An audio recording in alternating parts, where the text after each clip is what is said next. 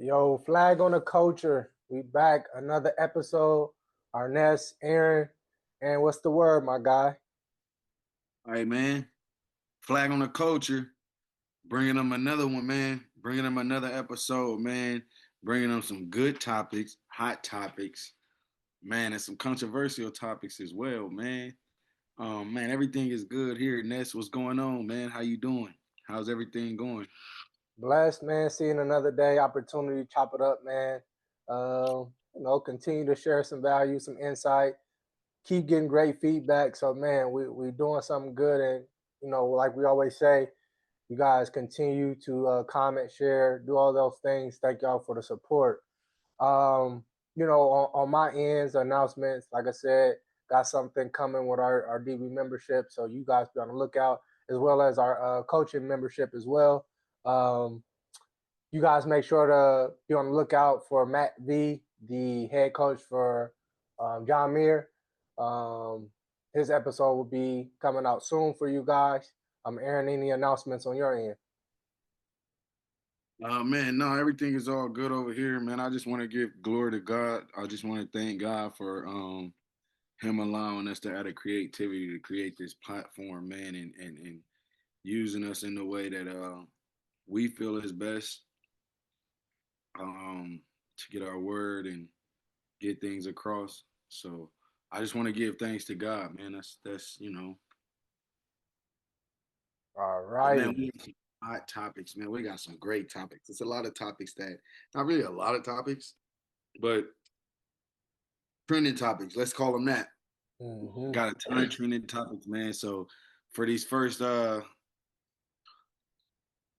this first segment, man, it's a lot of debate, man. It is a lot of debate, man.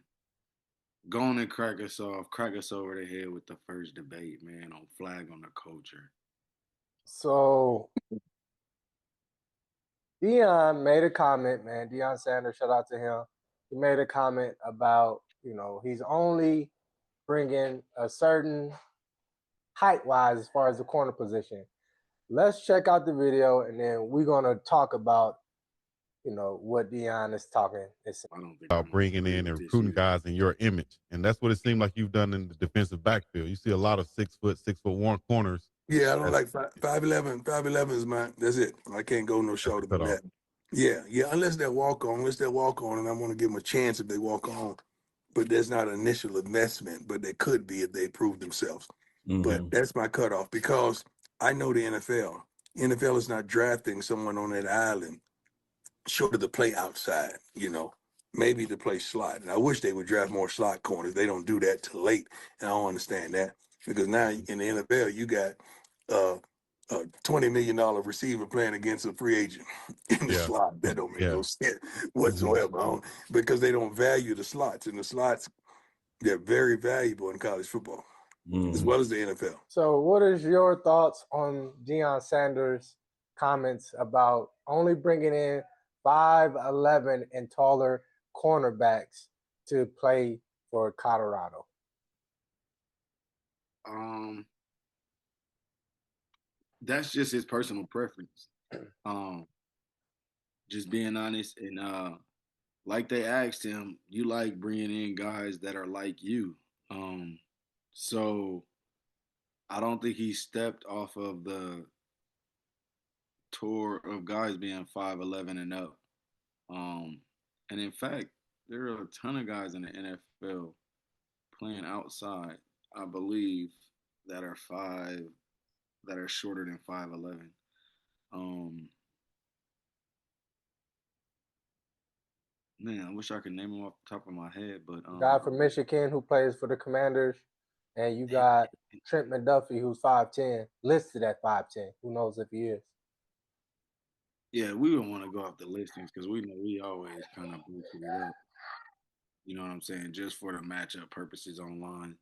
Um, but for me, bro, I honestly don't think it takes a height difference besides if you're too short at this position.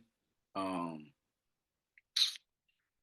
there is a too short at this position. I believe if you under 5'9", I believe if you under 5'9", there's something about you could be too short, but there's also you could be too tall. So the guys that he looks at, personal preference, that's his due diligence, that's what he likes. Um, I'm looking at guys who could play ball who are dogs, bro, who can cover for 60 minutes, and can play man-to-man coverage for 60 minutes. I don't care if he's tall, short, um, a little thick, or athletic. You know what I'm saying? To me, I mean, on the heavier side, uh, on the heavier side of DB, where you could play in and outside. But I think if you're a dog, bro, that's your position, and you're gonna start in your position. Brent Grimes, that's just came right to me. Brent Grimes, you kid, that is a 5'8". that it that is a combat to everything he just said. All we gotta do is type in Brent Grimes, you will see him guarding Megatron. A lot of people like to say that was a David versus Goliath matchup. I beg to differ. That was Brent Grimes hungry, studying his film, understanding that I don't care how tall this guy is, I'm still going to do everything I can in my ability to outshine or make it happen. So I don't agree with us. I agree with it being a too short and it being a too tall, but I don't agree with you going after all. Like that's not me. That's not my. That wouldn't be my recruiting style. Like that's just that wouldn't be my recruiting style.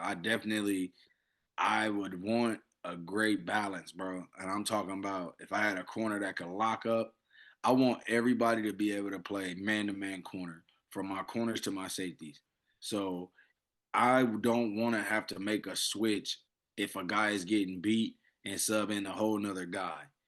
I want to be able to switch a corner to safety and still allow him to, you know what I'm saying? That might be where he gets his juice from this game. You know what I'm saying? So for me, I don't look at the height. I don't look at anything like that. I think it's the heart. For me, I look at heart over height. So that's my answer. What you think though, man? Because we're to Deion Sanders, we're undersized corners, but I guarantee he'll recruit us. See, I have no problem with this take because I think people are not listening to what he's saying. He says he recruits that based off what the NFL is looking for, right? So he said he knows the NFL is only looking at 5'11" and taller, which is not 100% accurate, right?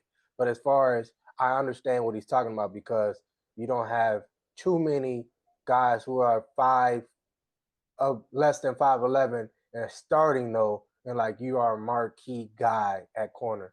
Like you probably they play in the slot and then they'll rotate out and inside. So I definitely understand what he's saying. I don't agree with it because this is where we keep going over measurables and it don't matter if you short, tall, it don't matter. Can you play the position and do it at a high level? Just get away from the measurements and can you do it at a high level? I think there's people, no matter how tall, how short you are, can you do the job?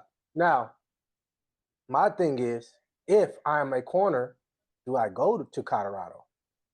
Because, and let's be honest, other than Travis Hunter, who was a gifted athlete prior to him getting to Colorado, who has Deion developed at corner?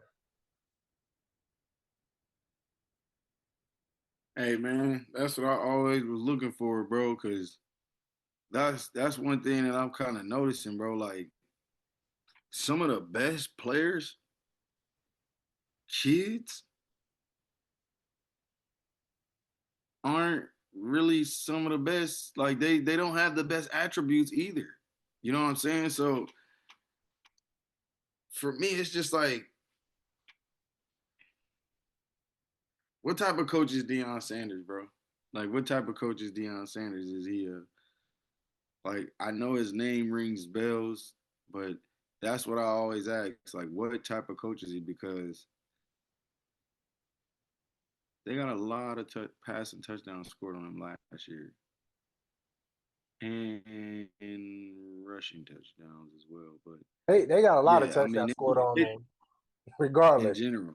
But They corner just though. That number 8, Xavier McKinney, just went into the portal. So I don't know if that's a. And then last year they had a ton of DBs go into the portal too, bro. So I don't know if they have the same coach, which I think they do. I believe they do at DB. The same Colorado coach. I mean, the same DB coaches at Colorado. But man, yeah, bro. That's what I always question. Like, bro, is Deion Sanders really developing guys? Like, okay, Nick Saban took credit for the corners. nah, I'm ahead. Nick Saban didn't develop nobody either. We talked about this too, man. We keep giving Nick Saban some credit, man. Listen, what I'm saying is a position. He didn't only say I'm a head coach. That was like I also coached the DBs, the defensive back. So regardless if it made him look good, let's just go on paper. Like, oh, so if he's coaching the DBs and they getting, okay, Nick Saban must have some type of formula over there. And we're just going off of paper, bro. We're not going off of what we know and the things like that. You get what I'm saying? So No, I that's understand how what I you're look saying. at it. Like, okay, going off of it like Coach Prime, like, bro, yeah, what is it on paper? Like, who do you have developed? I'm in agreement with you, bro, because at a level so high, I think he's a over teacher, bro. Does that make sense?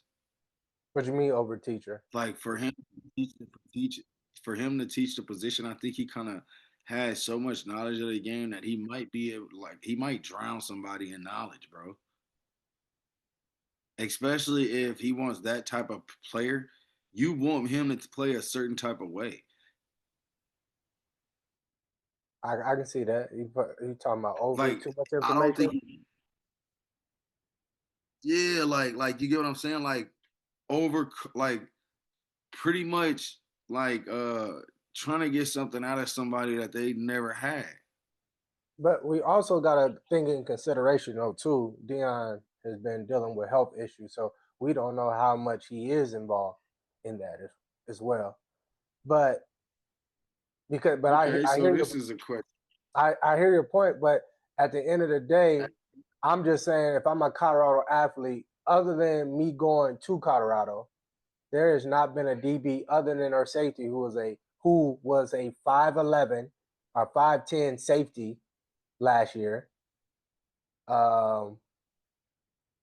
He was the only one who got to the NFL from a defensive back standpoint from Colorado, and he went free agency. I don't know any other DBs since Colorado, other than Travis Hunter, who else has went to the NFL from Colorado. That's what I'm saying.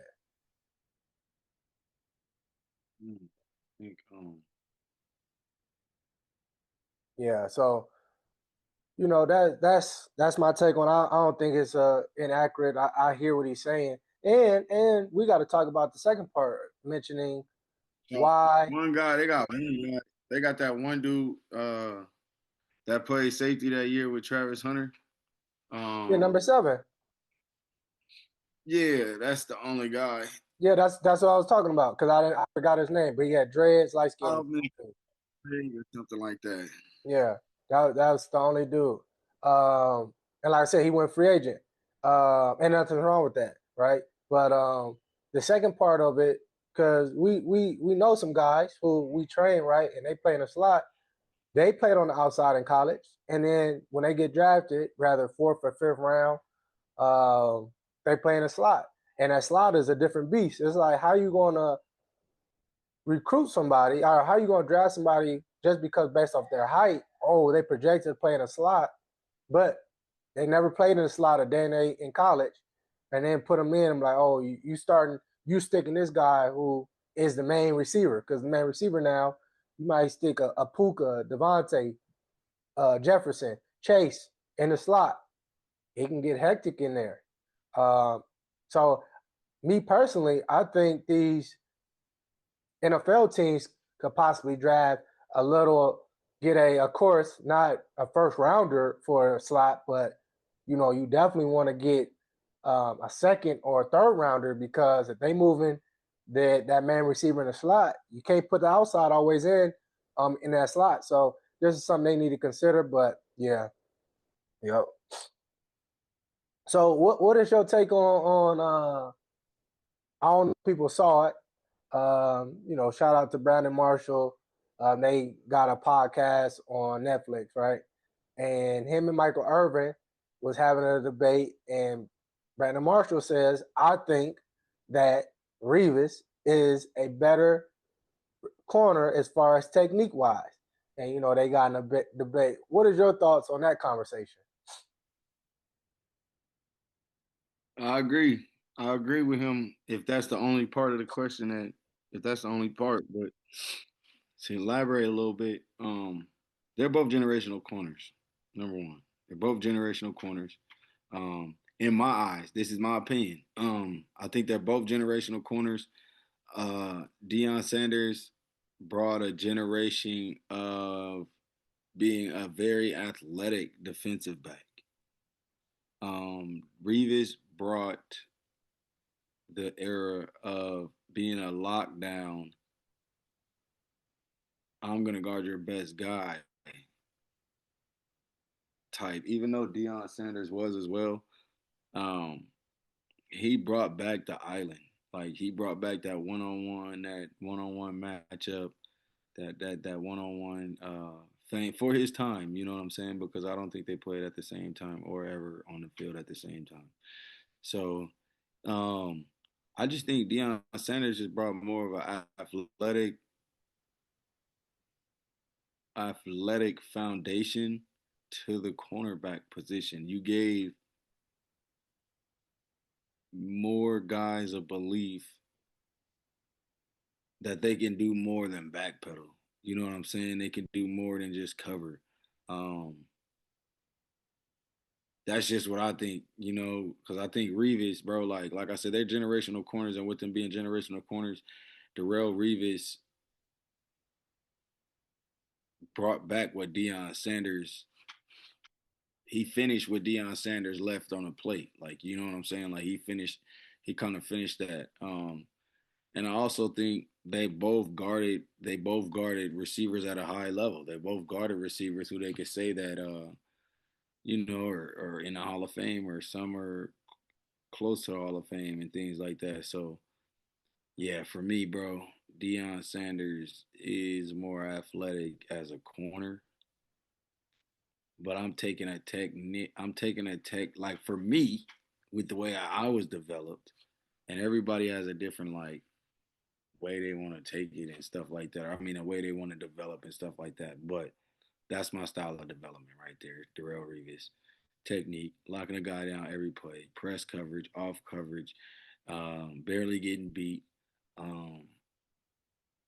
That's my type of guy, bro. What you think about that, bro? Who are you taking? You taking Deion? Or you taking Revis? I think Revis. I think Revis. Yeah, I think Revis is a technician, is a better technique wise than Deion. I think Deion has every other attribute over Revis, which makes Revis. I mean, we had this conversation, which makes Revis what he did, I think, more like stand out. It's kind of like you got someone gifted and someone not as much gifted, but he gets the same results or a little better results. That's just my thinking. We talked about the how you evaluate talent.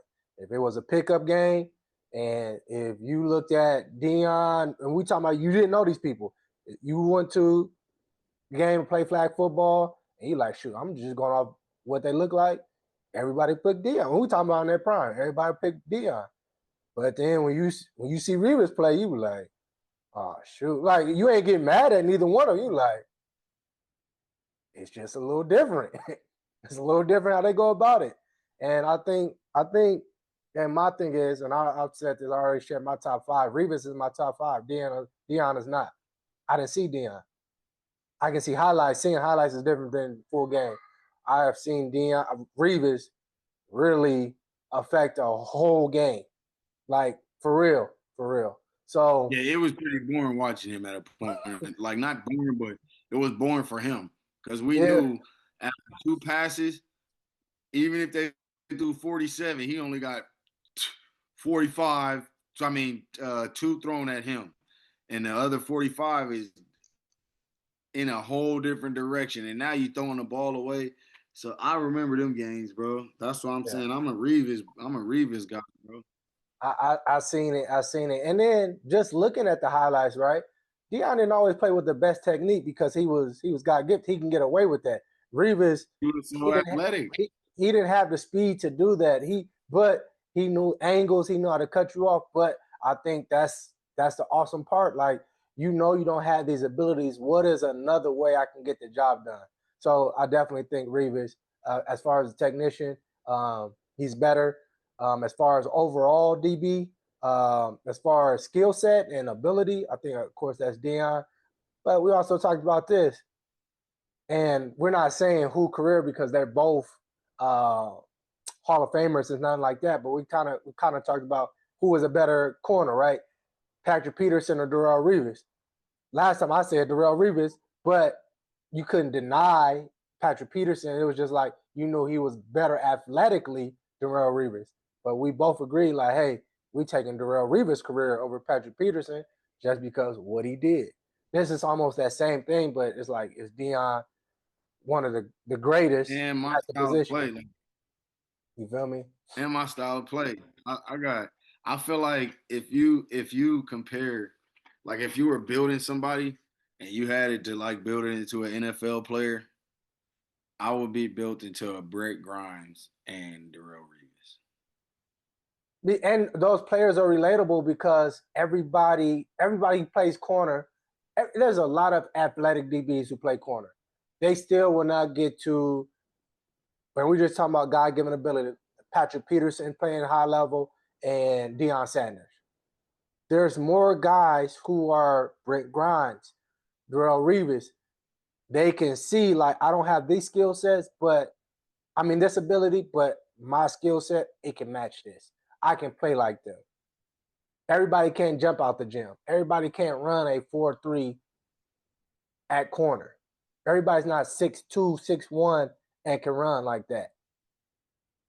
But you know what? And I'm just shouting it out because we don't talk about him enough. Nnamdi need to get credit though too, and his what he did at Oakland, because Nnamdi technique was terrible too, but Nnamdi was shutting down everybody. It didn't matter who it was. So we know, just shout out to Nnamdi Asomugha as well.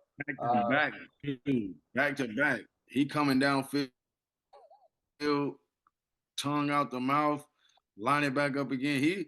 But see, because he got a lot of targets because of how wild his technique was. Revis did not get targets. That's the kind of DB I want to be, bro. Like, what do you mean? Like, you're not throwing over here? You're one of the best quarterbacks in the league? Come on, bro. Like, that's how I want it to be. I don't want to have yes, I do. I want to have a very relaxed game. Little sweat on my jersey. A little bit of skid marks here. And I know I just backpedaled 400 yards and got 2 catches. 2 catches for 400 yards. Y'all could have that. Not 2 catches for 400 yards. What I'm saying is, out of 400 yards of us going up and down the field. 2 catches, yeah. So let me ask you this. Would you rather be, let's bring the tomato game, would you rather be a Patrick Surtain DB or what's the opposite? Riley Moss type of corner, where they trying you every play, or Patrick Surtain, they try you like 3 times a game type? Man, you gonna ask me that, and you know what kind of corner I am already. I want to know. They're throwing once. They're throwing twice, and they're not coming back. They're gonna try again in the second half, but then it's gonna either be a pick or it's gonna be some. That's why we cannot keep going there. I am about to be. You're not about to pick on me.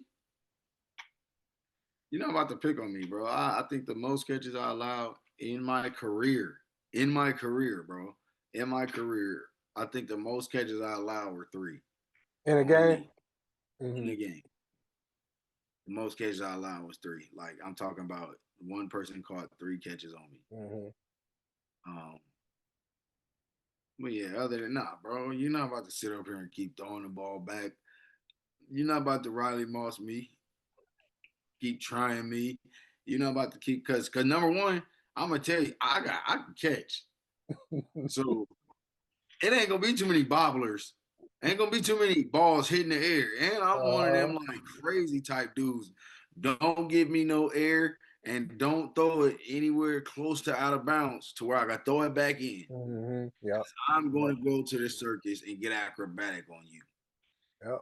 No, I'm not messing around. 1 hand, 2 hand. I know everything counts, bro. So I play like, bro, I do my best to try to apply every other sport to this sport, especially because I love it a lot, bro. So, man, what movements, basketball. I'm jumping up for a rebound. I'm outlet. If I gotta jump up there and see it quicker, I gotta throw it from the man. Yeah, bro. I'm not about to be no Riley Moss. Yeah, so Sertan me. What I already know what you are, bro. We lock it up though. We lock it up, bro. You can keep, but I don't know, bro. I think I got better hands than you, bro. So that's probably why you like, yeah, bro. Let them keep coming at me, because man, you're not about to throw 3 times at me, and I don't get either 1 hand or get 2 hands on it. See, I've been both. I've played both. Like, this has happened to me, and I'd rather the ball be thrown at me because you get bored out there. Like, I've had it where after the game, it was like, yeah, we was make like, plays. We threw a couple of times just to keep you honest, but we knew we wasn't gonna throw to you. And it's like, okay, they throwing multiple times, whether they complete it or not. That game is more entertaining. And know what I know now? Keep throwing it. The odds go up higher.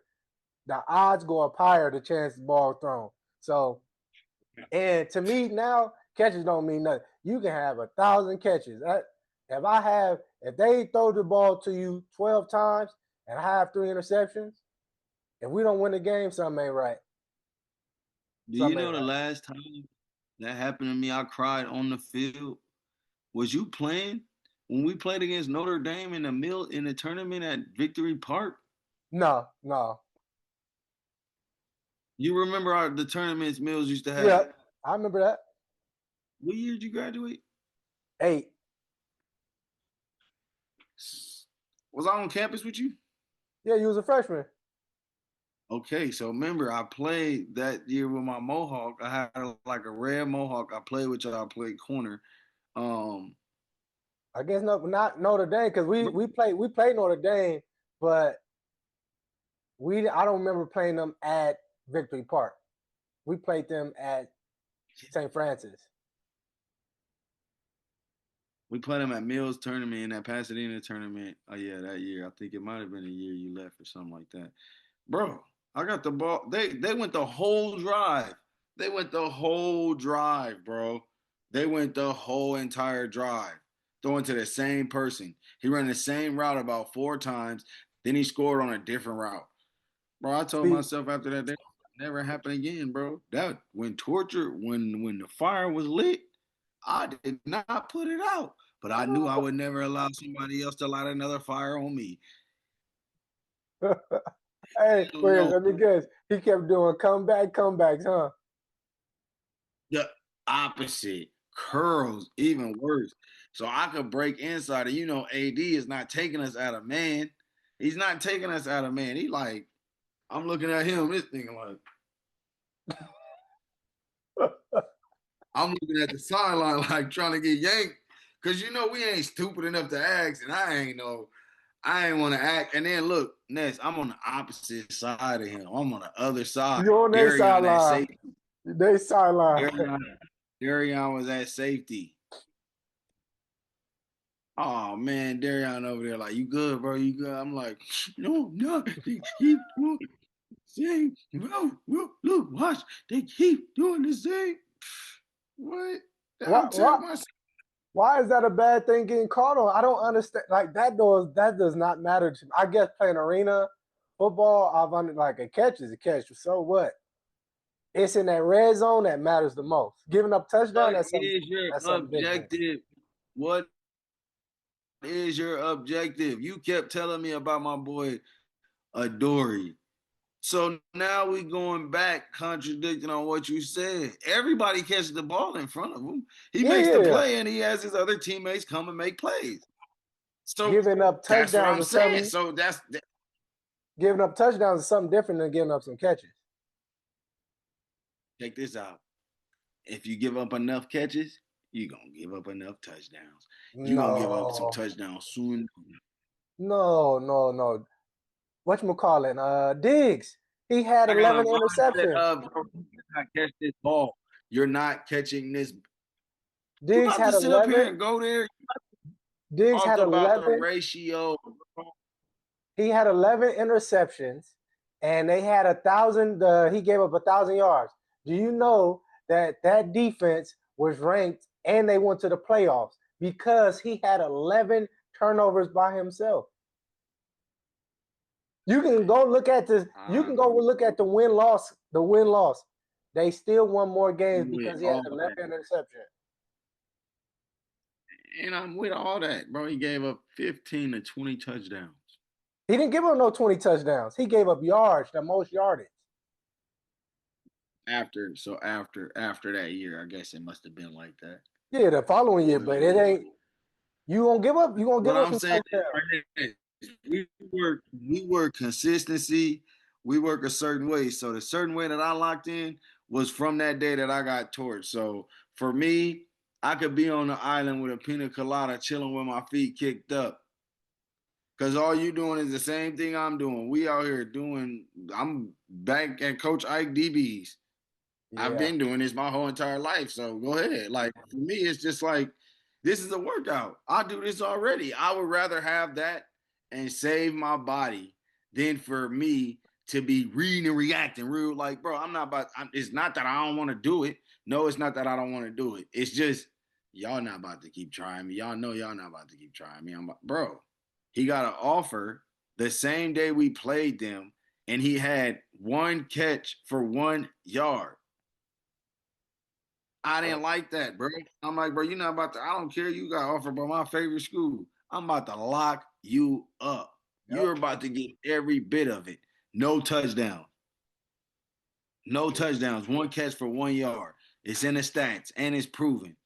I'm not, man, I don't like that, bro. That's just me and my mentality of the way I teach my DBs and the way I develop my DBs, and as well as, like, for me, it doesn't, especially with, okay, so having that mindset with how you teach patience. Now you got a pit bull that ain't barking at people that just walk past the gate. You got a pit bull that's like, all right, I could chill for a little minute here, but I know as soon as I hear that, as soon as I hear something click open, and as soon as I hear my indicator, I know it's on. You get what I'm saying? So for me, that's just how I am, bro. Like, that's just how I am. Like, with my style of play, bro. I don't like that. You're not about to keep catching the ball on me. Number one, now they cut up film and they can do anything with AI and take 5 yards and turn it to 50. You said they gonna AI it. So I got a question for you, because Seahawks and the Rams, it came down to 2 plays for that Seahawks game.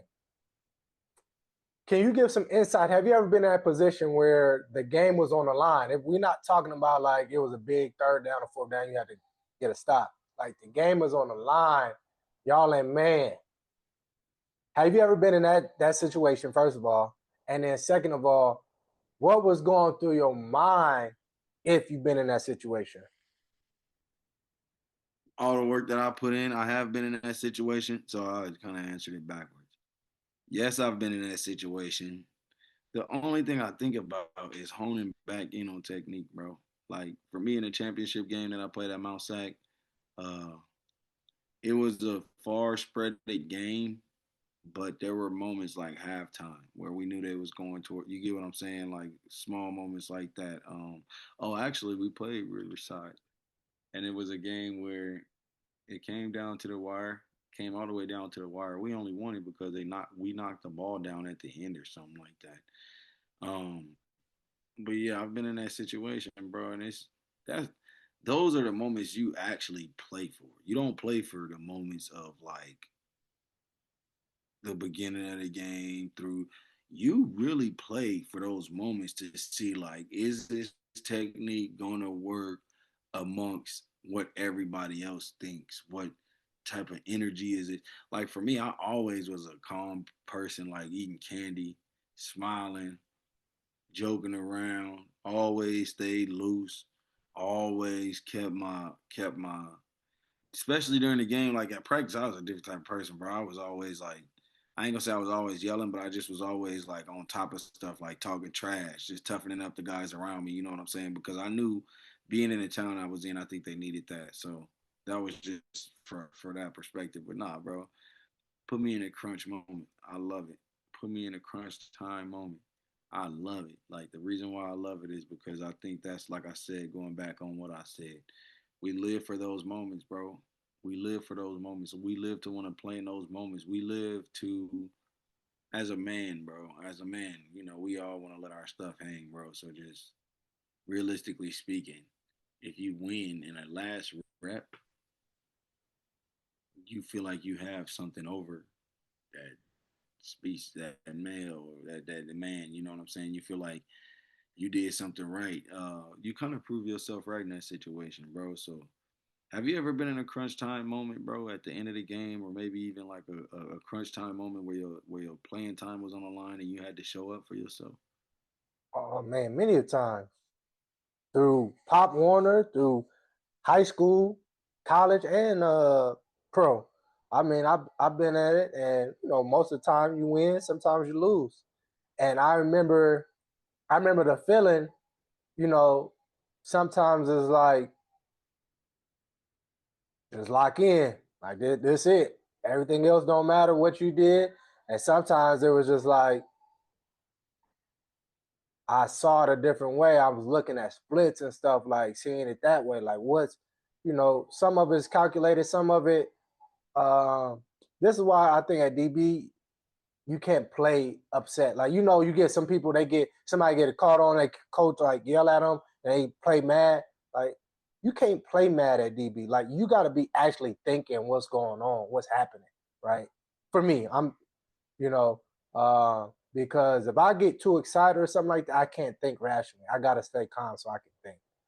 So sometimes I'll be like, all right, what are they trying to do? That's what I'm thinking in my mind, right? Sometimes it's like, man, I just gotta lock in. This is it. Sometimes you feel nervous. Sometimes though, don't know why. You still make the play or whatever it is. You do your job, but yeah, it's all different feelings. And I would say for me, it's more like preparation. The more times when I was like, kind of nervous, I was coming back from an injury, right? So it's like I haven't been in moments in a while. I don't recall. It wasn't normal. It wasn't something that you can practice too often and replicate that feeling. But yeah, I think because a lot of people don't understand that Rams and Seahawks game, that third or fourth down, how much how much your glutes start to get tight right there, and not everybody can sustain that pressure and hold on. And I thought that would be some great insight for some people, especially for some young DBs. Like you said, it's going back to your technique. And I know in some moments, I know a lot from coaching. When those moments happens, DBs get out of their technique. That's the worst thing you should do. You shouldn't just play freely. You need a foundation. Always go back to your technique. That's where most DBs lose because they lose their technique. They're like, oh man, I'm just gonna play on this. It don't work like that all the time. So, Yeah, yeah, I but definitely look, back to our last. What did we just say about who you picking, who you taking? exactly. That's what I'm saying. So now this is how I look at it. You don't look at them no different, but there is an excuse. So if Deion Sanders get the ball called on him in the last minute of the game, his excuse is, look what he's done. Kickoff returns, punt returns, uh, series on offense. But I think that A don't guy like matter if they lose. I don't think that matter if they lose. I'm saying for the individual, like how they would bring it for the individual. It doesn't matter if the team lose, but what I'm saying is if they bring up a highlight or if they bring up like individual highlights and they start saying stuff like, well, No, I got you. I understand now. You talking about overall once yeah. From an overall one-on-one individual perspective. That's how I'm saying it. And then now you look at Revis and you say, well, Revis got beat. Revis got beat and it's because he's been impressed all game. Or it's because you get what I'm saying? Like it's just kind of like more of a you give them more of that like excuse to make. And for me, it's just like back to the catching thing. I'm not giving you no ammo to talk crap against me to where now I gotta show you my best defense now. No, you're not about to keep catching the ball on me, and then what do they do when they catch the ball? What if he catch all outs on you going upfield and you run into all his stiff arms? Man, I'm not no. You're not catching the ball on me to even have the thought to do that. So you get what I'm saying? Like in those type of moments, bro, I feel like that's why you have to put that foot down with, no, you're not catching the ball on me. You're not doing that. You're not doing that. Because now we crunch time. What moment is he going back to? Your weakest moment. Your weak as a receiver, he's going back to your weakest moment. I got him in this, so I know if I do this, I'm gonna like. You get what I'm saying? It's like a chess checkers. It's like a chess checkers type deal. Like I'm like, if y'all both playing chess, man, hey, so who be the best? Yeah.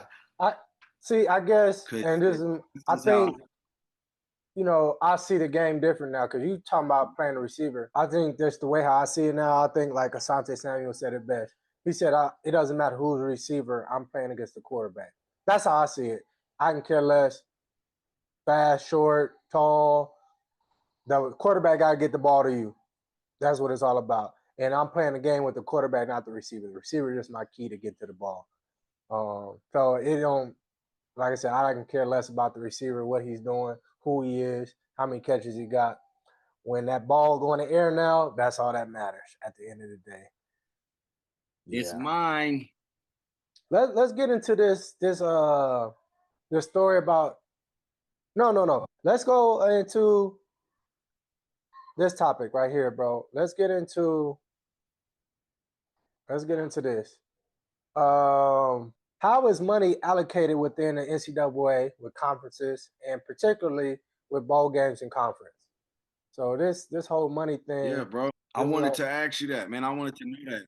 I wanted to that was actually a question from a conversation that I had that a friend had asked. How is that, bro? How and is the question thorough enough? Is the question understanding enough? No, I understand. So do some research, right? So this is why teams join conferences, right? So the college football playoffs, they send payments to the conferences and then plus bonuses for playoff bids. So for all those teams that made it to the playoffs, they got additional bonuses.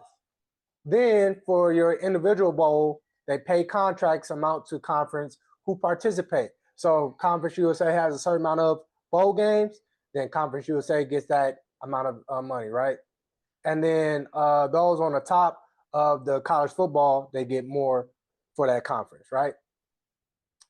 As far as the conference championship game, so revenue from tickets, sponsorships, and TV deals, that is distributed through the whole conference pot. It doesn't go straight to only the two schools.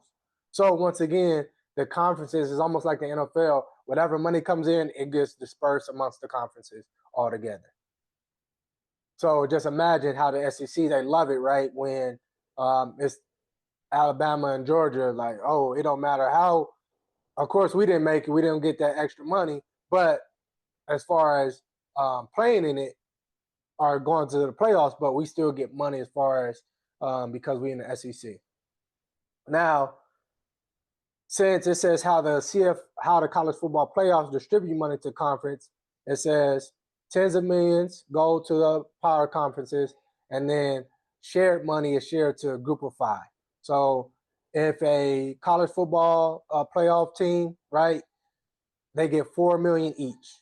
And then additionally, I think it was like $3 million that Miami and Texas A&M and all them got, and because Miami got another $3 million because they played in a championship game and it was at home, they actually got it because you would need that money to travel. But since they didn't travel, they pocketed it, right? And then it says, according to research, it says that they also got $6 million for each semifinals, and then each team that played in a national championship game, they also got $6 million. And like I said, that $3 million was for travel and logistics, as well as to pay the conference by earmarking for participating schools. So travel is a big thing. So people don't think about this. Yes, you be like, oh, it's $3 million. Yes, it's cool. They still got to pay for the hotel. They got to pay for everybody's travel as far as athletics, all this stuff, meals for everybody, rooms, all that stuff. Yes, it's $3,000, and he'd be like, oh, they pocketing. Miami still had to pay. Is the band included in that? Like, is the band included? I don't know. I'm not sure. I'm not sure, honestly. I couldn't tell you about that. Because they be having their own buzz. Yeah, I'm pretty sure let's say this. Football, since they pay for everything, most likely, yes. Because how's the band making money? So football's probably paying for that, right? So football got to pay for all these things, for all these people to come. And we're not talking about no fans coming or nothing. If it ain't correlated to football or to the season, for the team, it has nothing. That money doesn't go there. So Miami probably had to pay, I got $3 million just for travel and expenses, stuff like that. Let's say they pocket $1 million because it only came up to, $2 million. So that's how it works with how the conferences pay. Now it says how conference share that money with schools. So each is different. Some have an equal share model. So it says the Big 10 and Big 12. It's a general pool of college football playoffs and bowl revenue. So they distribute that equally amongst all the members. So once again, Colorado, they was boo-boo. They will still get some of that money. And it says often it carves out traveling costs and reimburse for participating teams. Also, you have a hybrid model, which is a pool and participation. So this is the SEC.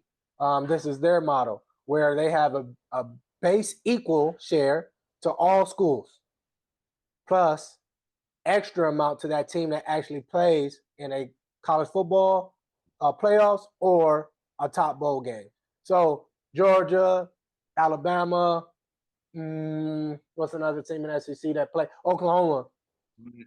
Everybody got paid, but they got paid a little extra money because they actually played in those games. And then the group of 5, you have some like the American. It says college football team gets to keep large portion, often more than half of it, and then the rest of it goes to the rest of the shared pool. So I know JMU is in, I think the Conference USA. So they got to keep most of their money. For example, they got to keep most of their money, and then the rest of it went to the rest of the schools in Conference USA. Now, the ACC is a little bit different. The ACC is performance-heavy model. So it says the ACC, their CFL, their college football playoff team gets to keep 100% of that money that goes to them. So Miami got to keep any money that they made. And it says of the college football payout, it generates base performance money plus advancement money with other leagues' revenue, still shared more traditionally. So what that's saying is, since they got there, they will get all of that money, and then whatever some other money, other revenues will be shared with the rest of the league like any other. But for the most part, any ACC team that played in college football, they got to keep most of that money. Of all of it. As far as regular, as far as regular bowl games, right? Outside of the college football, it's a fixed amount. And for the Big 10 and SEC, you talking about like the Cheez-It Bowl? Yeah, but something. So if it's like outside of college football, but it's Cheez-It Bowl, stuff like that, right? You get as a contract payout to a conference. For example, it says it's a fixed amount for the Big 10 and SEC. So those are basically it's a fixed amount. It says most conferences pool all bowl revenue, reimbursement, participating teams, expenses, then divide the remaining net amongst members either equally or modest bonus for the teams that played. So if you made it in a bowl game, like let's say the American Conference, let's say 6 teams made it or 5 teams made it in the bowl game. Of course, you have other teams that didn't. So that money, for the most part, some of it will go to them, most of it go to them, and then the rest will be equally distributed to other teams that did not go.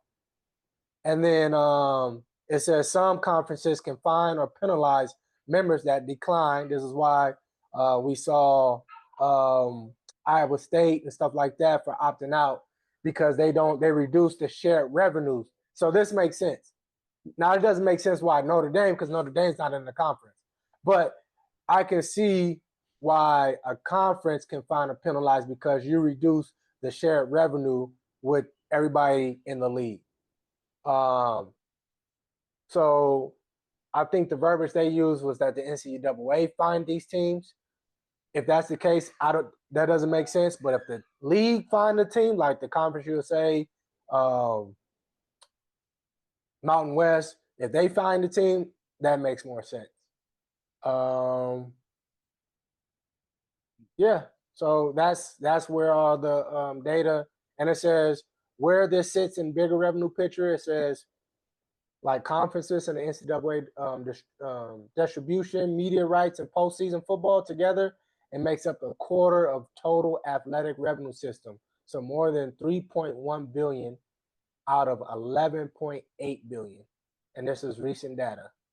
And it says, of course, these distributions, this includes bowl games, college football playoffs, championship money, plus TV contracts, are often rival or exceed TV revenue, especially in power conferences. So this is where the money is. This is the business of how college football, outside of just ticket sales and merchandise, outside of this is how the school makes their money, and this is why joining a conference is a big thing. Yeah, that's also why football make the most money. Oh, for sure. I mean, like we said, football stadiums, they're the largest on campus, or anything you go to, regardless your team is sorry or not. Regardless. So what's your thoughts on how everything is paid out and how money is distributed? That was like I said before, that was a question that had came up in conversation where I said, you know what? I want to know the answer to that without necessarily like looking it up. I want to hear, I obviously, but then I went and looked it up, and we on the same page. It makes ultimate sense now. It makes ultimate sense to me where the money gets allocated to and stuff like that. Because at first I just was like, damn, well, how are we hearing about all these coaches getting paid all this money? Like, how do these coaches get paid all this money? Like, how do these conferences make this money to pay? Like, that was really like my biggest thing. So just having an understanding that everybody is pretty much together, and it is like you don't lose unless you're in the ACC. Well, Rutgers, since they joined the Big Ten, they lost $500 million joining. They was in I believe the Big East. I forgot where they were prior to joining the Big Ten, but they in debt since they joined the Big Ten, and they've always lost. So yeah, they losing. They are. They're losing on both sides every end. They about to cancel the football program because if we cancel this, we can at least save $500 million. They might have to close the school. What you talking about? They ain't gonna close the school. You 500 million in debt? They ain't gonna close that school. I don't know where they're getting the money from. I don't know where. They ain't gonna close that school. They're gonna figure out a Rutger. They're gonna bring somebody from the dead, and they're gonna make it happen. They're gonna bring a Rutger out to Rutgers. Yeah, that's crazy. Let's get into this conversation. Which do you believe gets more entangled with women, rappers or athletes? Oh man,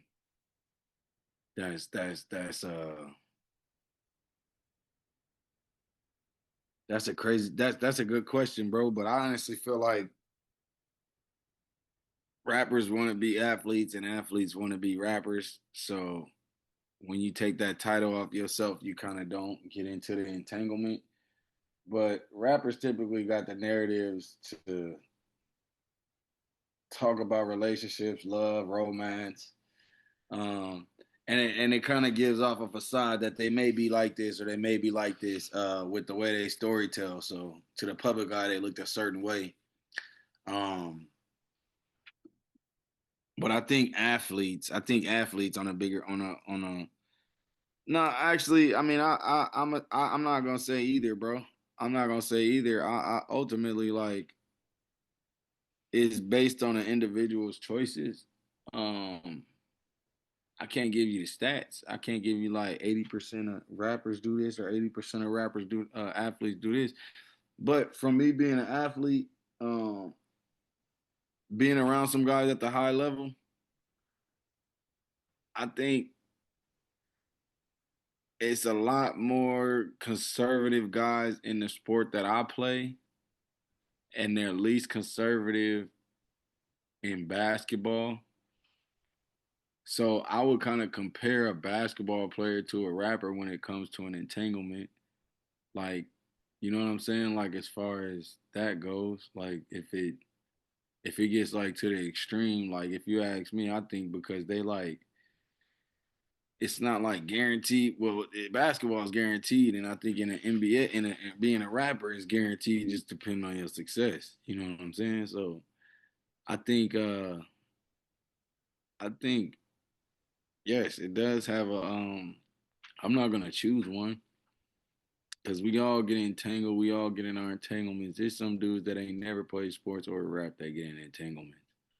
Um, That's a good topic though, man. That's a great question, man. What do you think? What do you think about that? What do you think about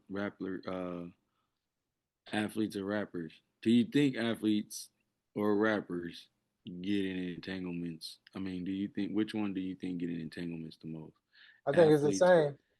I think it's the same. And they're the same. yeah, Forget the title, right? Rapper, athlete. Just think entertainer. They're entertainer. Man, it's the same. Man, I think they both the same. I couldn't tell you the number, but me personally, I think it's obviously there's no difference. Both of them are doing it.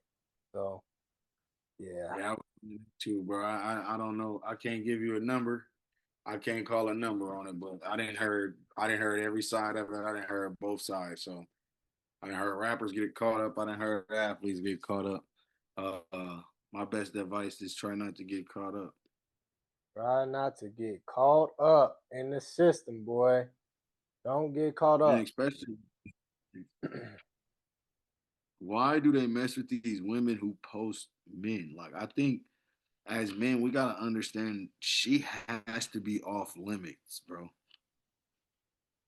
She has to be off limits. Like posting you and what you doing, like especially without your consent. Um, yeah, I think for me, I just think that's weird, man. I just think that's super duper weird. Yeah. Know your value, anybody, male and female, and know your value and don't put up with it. That's it.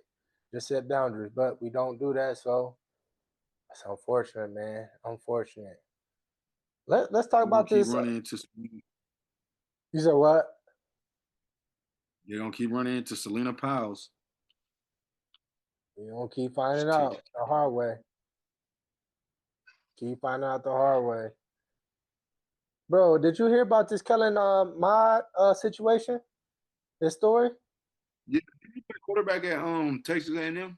Yeah. So he Yeah, came out. that right there. I always wonder what happened to guys like that. Yeah, I always wonder what happened to guys because he was actually a great quarterback. Yeah, Texas A&M, and he's in the UFL right now. Let me read what because he made a post and everybody caught fire. He said he was drafted by Minnesota Vikings, and he said his head coach walked out of the draft room. He said, we never spoke, not once. This is Kellen Mond talking.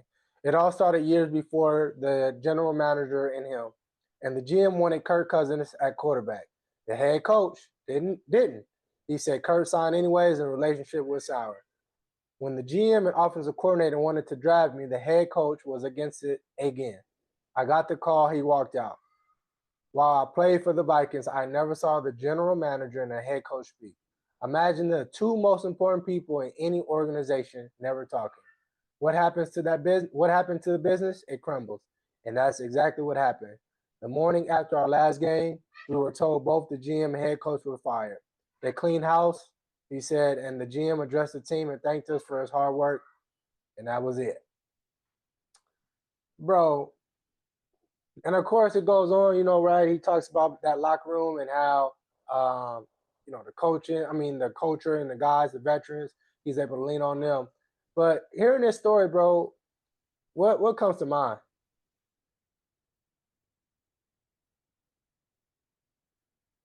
I think we had a segment where we asked if coaches will put you in a bad position or something like that. I think we had a segment on something like that. But what really comes to my mind is, bro, like, it starts at the top.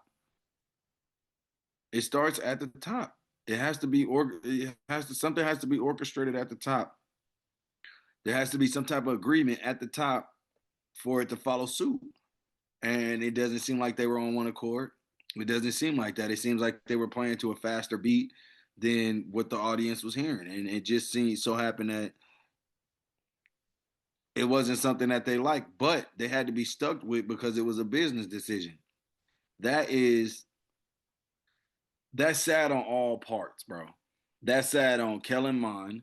That's sad on the head coach, and that's sad on the GM because, yeah, that's just sad. I don't want to say no person has no more authority, but it's a control battle, bro. That just shows me that. That shows me it's a control battle in there, man. Like it's a control battle. Like I'm the head. I don't know. It's a control battle. I can't go into details about how I feel like it's a control battle, but I think from the details that I heard that it is a control battle between those two individuals. So what came to mind? What comes to your mind, like with stuff like that, bro? That's a janky situation to be in, bro. David Long, when we had him on, he said it's politics at all three. He said it's crazy. He said it's ownership, GMs, and the coaching staff, and everybody sees the glitz and glamour and don't understand what the players go through. You know, you consider this guy, oh, why didn't he play? He's a bust, but he wasn't put in the best situation. And what I don't like about this, because it shows how players are treated, is unfortunate and something so toxic. And mind you, they're winning because this is when Curtin and them was the playoffs. But everybody's not winning. This guy got drafted, and he's like, he was depressed. He's in the NFL, and he's depressed because of the situation he's in. It's a terrible situation because ultimately the head coach who determines who's going to play didn't want him. So, you know, it's sad because the players, you can't say anything. And I know this is not even just with football. This is in the real world business. You can't say that, you can't speak up on what's going on with you, because if you do, then you're going to probably lose your job or something. So it's very unfortunate that, you know, athletes, and appreciate Kevin Ma. And then the thing is, he had to wait years for this to come out because he probably like, man, I'm done. I'm only playing in UFL. Can't nobody say anything to me. That's fortunate, man. And for those people who feel like they can't speak out, man, definitely reach out to somebody, man. We talk about it, how, you know, don't let these professions, these people, but also I will say this. This is biblical. You know, we talk about Trump, you know, people, it says pray for those who are in authority. Don't talk bad about them, pray for them. And man, does that humble you, knowing you got to pray for somebody who looking for your downfall and this and that. But God is definitely going to make it work at the end of the day. I would say that, definitely. Uh-oh. This next one threw me off for a loop. This next one threw me for a loop when you sent it talking about their perfect season. Oh yeah. So, you guys know that the perfect season just is the first time in history, in a long time, that there was a perfect season. I think the Miami Dolphins had the last perfect season, right? But there's a story, and I want to share with you guys that something was trademarked, and you actually cannot use the phrase if you don't want to pay for it, which is crazy, to think, but everything's a business, and They knew what they was you do things correctly. So, um, your boy Robert Kraft, right? This is when your boy Robert Kraft in 2008 AFC Championship game, the Kraft Group filed for various trademarks related to perfect season. Mind you, this is when they went all the way, but they lost to the Giants. He should be on American Greed. Nah, man, this is great business. Following the Patriots' loss in that Super Bowl, it was expected that Kraft wouldn't pursue the trademark, but it says the Kraft Group pushed for it. Now, forget. they pushed for it. Yeah. So it says the Kraft Group even licensed it to the Massachusetts Interscholastic Athletic Association to satisfy the use and commerce stipulation by the U.S. Patent and Trademark Office. It says the Kraft Group was granted rights to the perfect season in 2016. So just about 10 years ago, they was granted the right to the perfect season. So now if anyone wants to use it for something like merch, which who just had a perfect season? Indiana. They have to pay the Patriots with anything with a perfect season attached on a shirt, merch, anything like that. Bro, I think this is genius right here. And this is why you got to be thinking a long term. Like, everybody's caught up in a short term. And this is where I think John Hope Bryant, he says the difference between a hustler and a businessman is paperwork. This is prime example right here, because anybody who say perfect season, they gotta anybody in history going forward, as long as that trademark is still there and they pay for it, they're gonna have to keep paying them, man. So it's crazy, bro. What's your thoughts on that story though? Genius. They are geniuses. Hey, I'm changing it.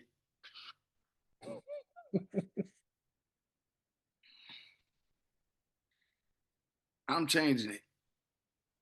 I'm changing it. I'm changing it from the perfect season to something that DJ Khaled said or something. Like, I don't know.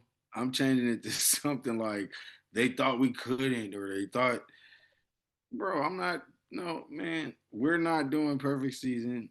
Sorry. Send them shirts back. We don't want them. Now, from a business aspect, long term, like you said, who would have ever thought? Who would have ever thought? You know, it's crazy. A rapper can't even come out with an album called The Perfect Season. All proceeds going to the Kraft Group. Oh man, so genius, down the road, genius, down the line, genius.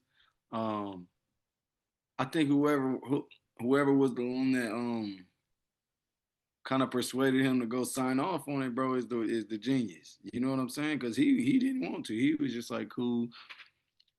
And he said, no, somebody gonna have a perfect season. So just having that thought, somebody had that mind, God sparked that on their mind just to let them know, you know, I think this is a good move for us.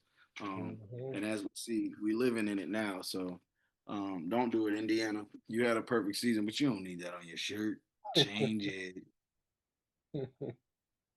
Change it, man. Nah, I ain't gonna say I ain't gonna hate on the business, but I just say come up with your own model, man. That's where I come from. Come up with your own model, man.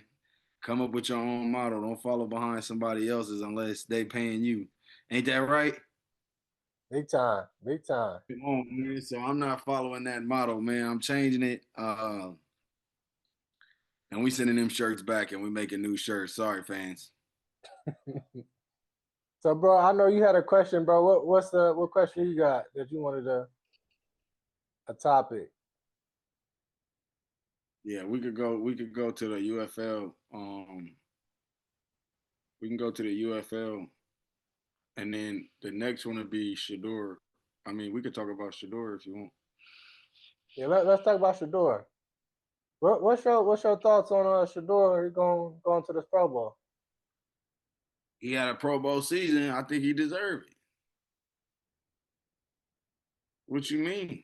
5 games? Run it up. If we doing that now, I'll take it. I thought the Pro Bowl was selected based off performance. They're showing us right now in our face, dead smack in our face, that we can make money off of you. And we can make money together. We can make money. Ultimately, this is a business move.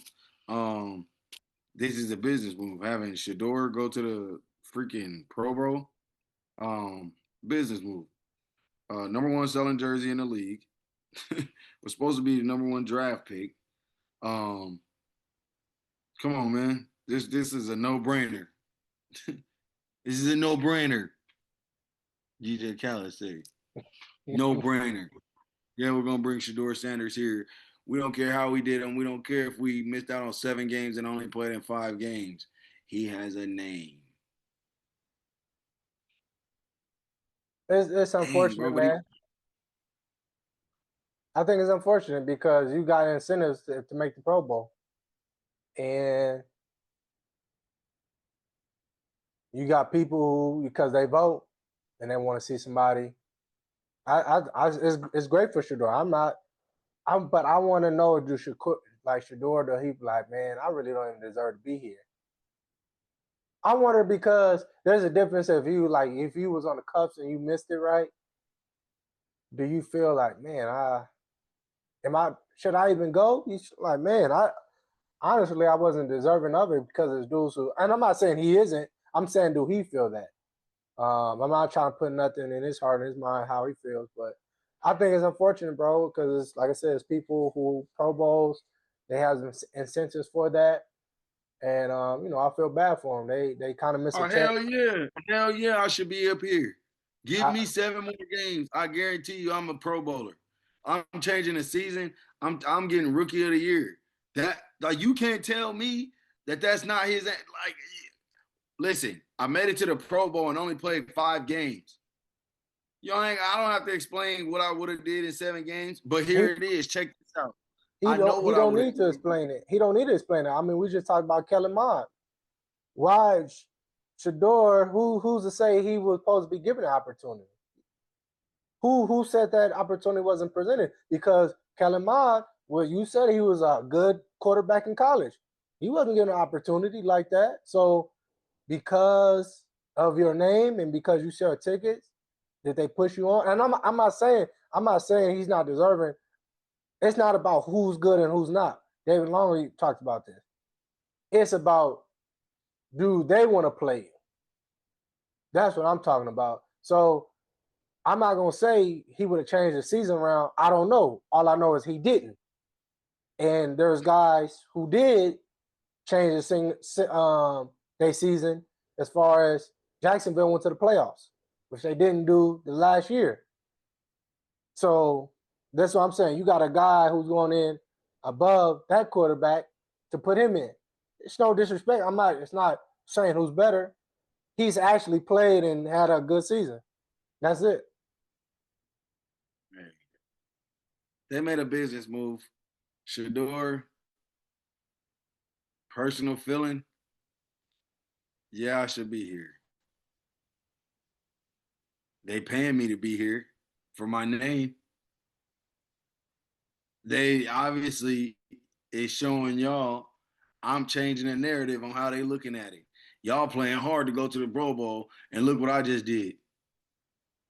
Well, we know it's votes. Everything is popularity. So I mean, we talked about how this Bro, person. he wasn't. Ain't no vote. He was not voted for by nobody. He didn't have no Yes, he top vote. was. He didn't have a second. He didn't have a second vote or nothing. No, they go okay. He got voted to get his name on there, but if the New England Patriots are not in the playoffs, he's not going. But yes, because it's based off your vote. For you to even get on, you have to be voted. They can't be like you out of the league and be like, oh, Are you saying the number of votes? Oh, you saying the fans did what the fans did? That's why he's there, and they want to see him. Yeah, we want to see Shador. We want to see Shador. Okay, well, if that's the case, then that's how they need to start making the votes. They need to start making the votes based off of stuff like that. Everybody wanted to see Trayvon Diggs his first year. He got all them picks. Last year, Kalen Bullock almost led the league in picks, led his team in picks, got snubbed. And he was an alternate. He was an alternate this year. But he's an alternate. He wasn't first. It's because the guys ahead of him can't play. He still got that Pro Bowl chili. It all depends if it's in his contract. Everybody's contract different.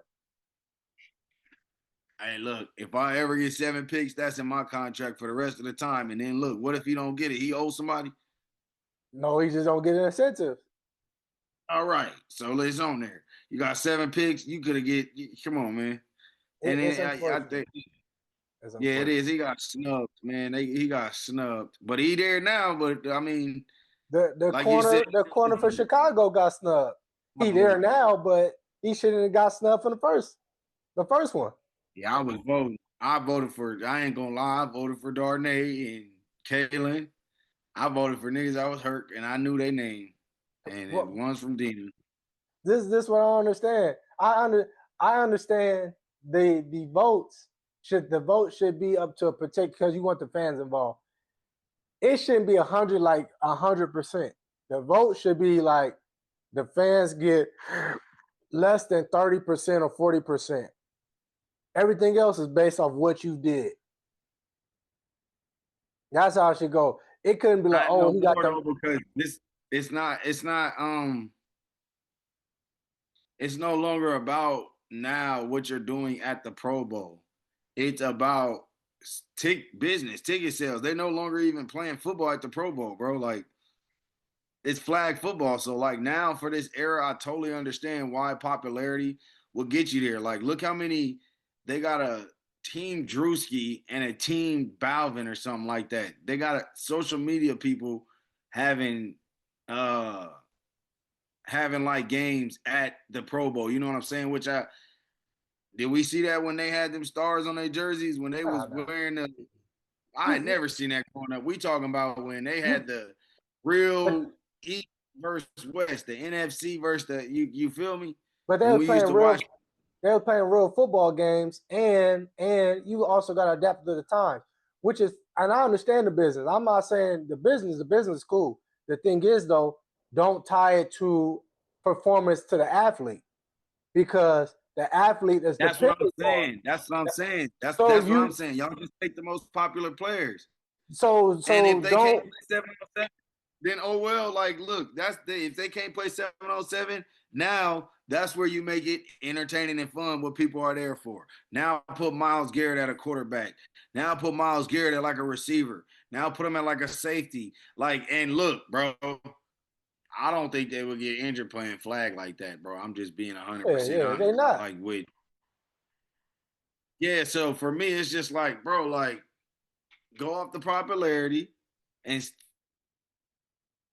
keep it off the popularity when I think with performance, the players get their incentives. Of course, making it to the Pro Bowl is an incentive. But if you ain't did enough to if you ain't did enough to sell yourself.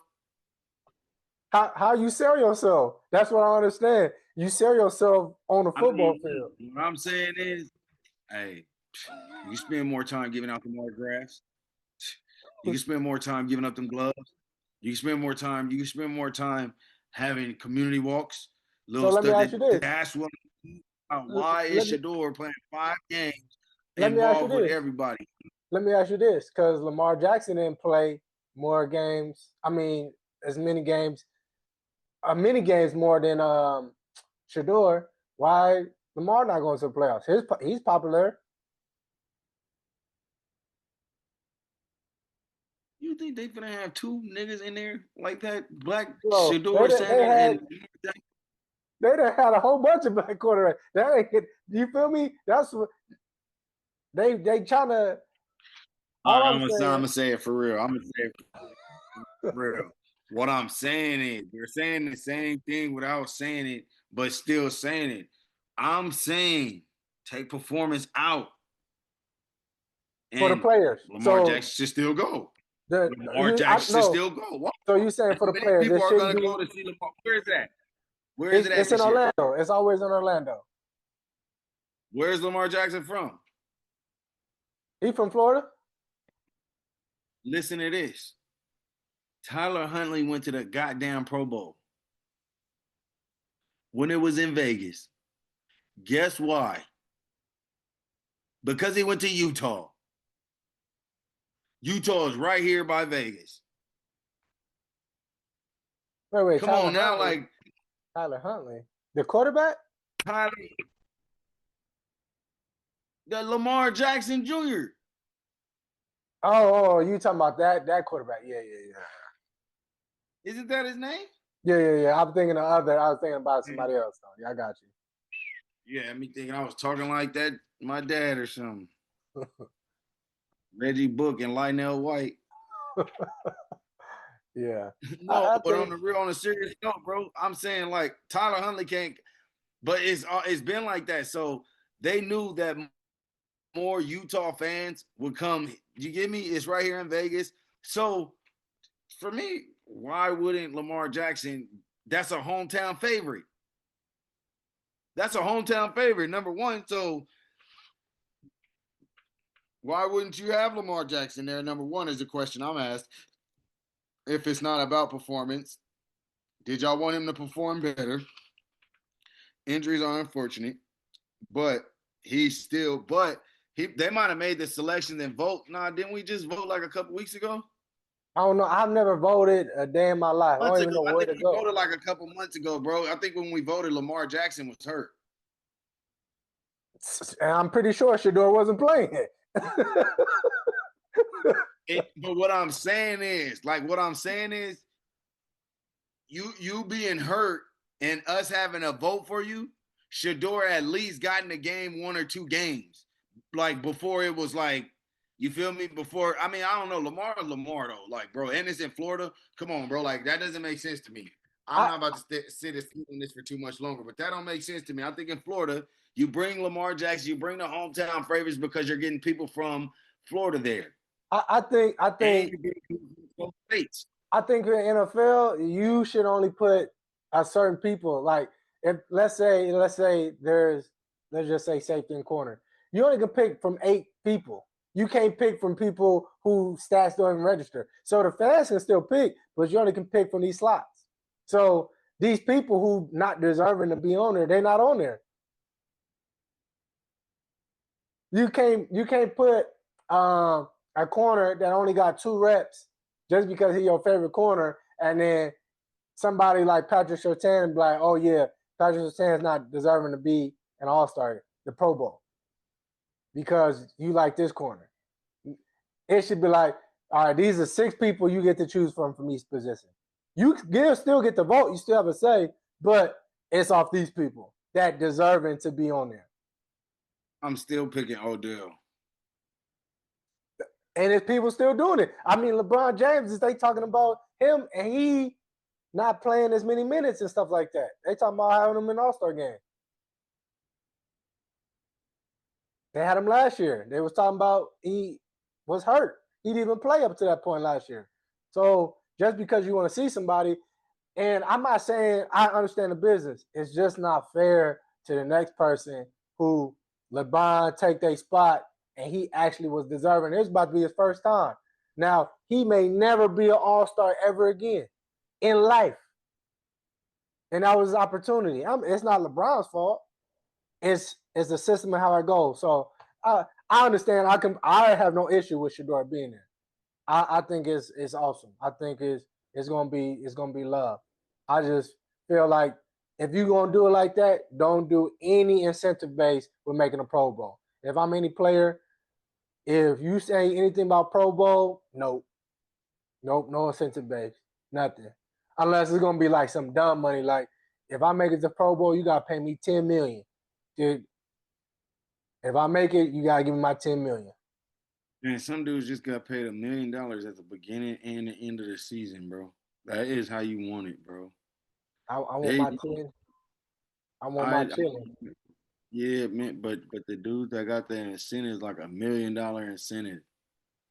Like, but that's not off the Pro Bowl. You feel me? That's off regular season. You kind of got some. That's what I'm saying. So what I'm saying is the beginning of the season, you get your contract, whatever they call it. Then you ended the season. Because remember, we don't get paid during the off season. Unless you got the marketing brand deals and you got all that type of stuff. But, bro, we ain't getting paid during the off season like that. Yeah. Oh, man, I'm going to live it up like gyro. Yep. Yeah, that Pro Bowl. And lose it. Yeah. And even if I did make it too, I'm pretty sure Lamar probably turned it down, though. Pretty sure. A lot of players turned it down.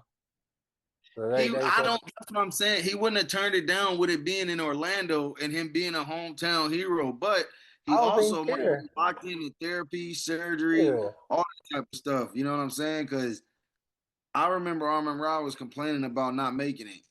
But then I remember him also saying, like, dang, like, we had the Pro Bowl last year and we had playoffs. Like, yeah, bro, I'm trying to, like. Exactly. I'm just trying to chill. Nah, bro, I'll rest my body. So I understand. Yeah, I heard it. I heard both sides. But God bless the Kalen Bullock, man. Shout out to the guy from the Rose, man.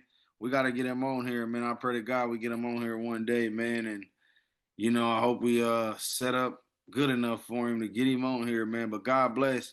Our last Pasadena, man, my boy George Cruz had to tap in with me and fill me in on the information, man. Last one was Chris McAllister, 03, 04, and 05.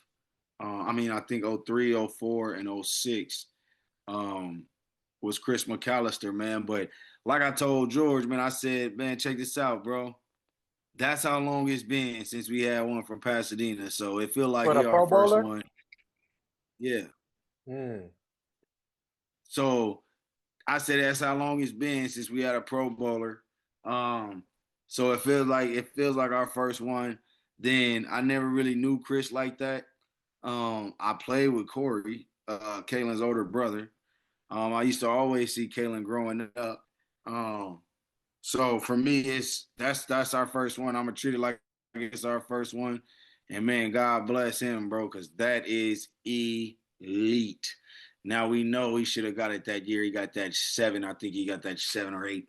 But you see how God responded, been that block on you, man. As long as you stay focused, he'll come around. It was out there. He just wanted you to step up a little more. He just wanted to align some things right. So God bless to him, man.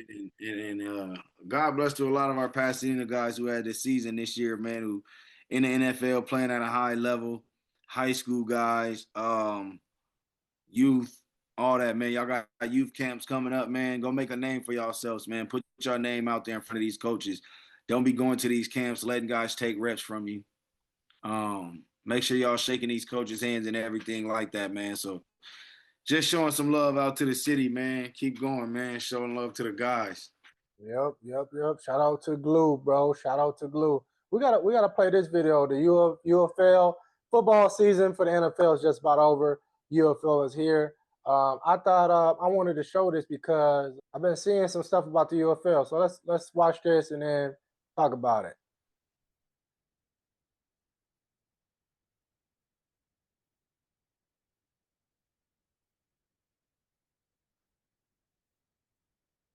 Man,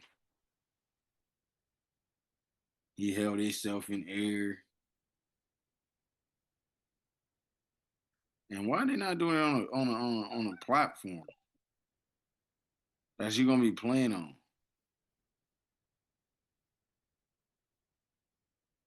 I think that's even easier like that.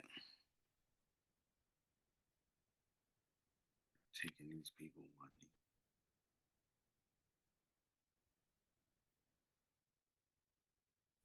Oh, there we go.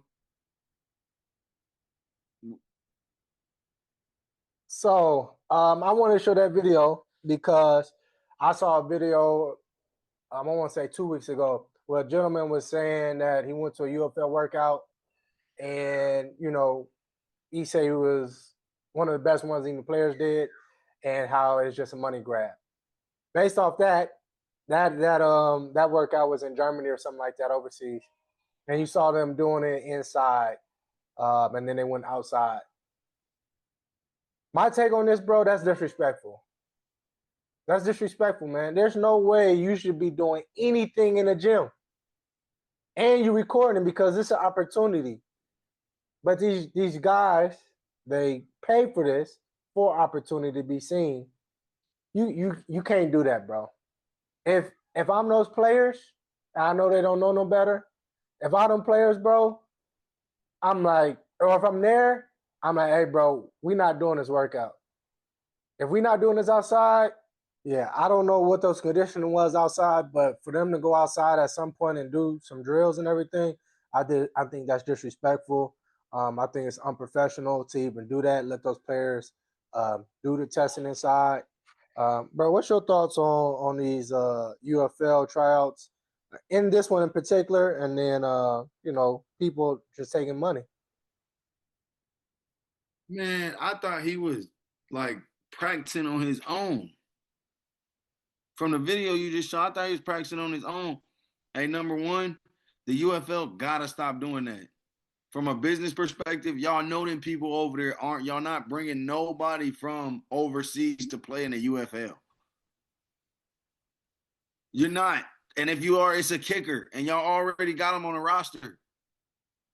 Like, stop having these camps overseas where they have no, like, look, bro, what they doing is a great business move, trying to get more viewers from out the country, you know what I'm saying, on the live stream to check it out, to make more money or just to have some type of presentation to some type of different network if they want to get on ESPN maybe next year, in the next 3 years, or they might be going through some contract breaches or something like that to where they like, oh, well, let's like we gotta have this over here so where when they do come, we just gotta scale.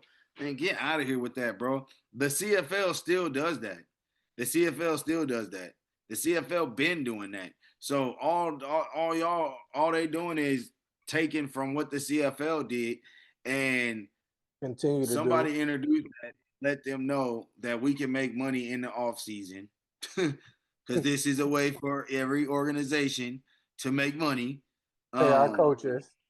To pay our coaches, exactly, before the season, and to give them a little something just depending on, I mean, everybody spends their money differently, but as far as what we know, we're going to allocate them at least however much, just so they not necessarily in our pockets as much. You know what I'm saying? So, bro, it's a money grab for sure. Anytime it's overseas, it's a money grab. I think anytime it's overseas. And listen, they have no games overseas.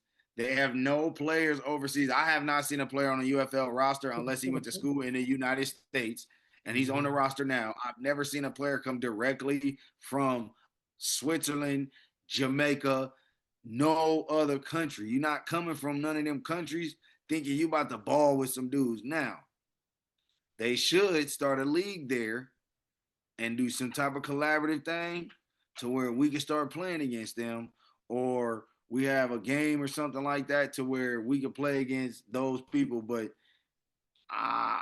it's a money grab, bro. It's not how do I feel about the money grab. If it was my business, I would be grabbing at it too.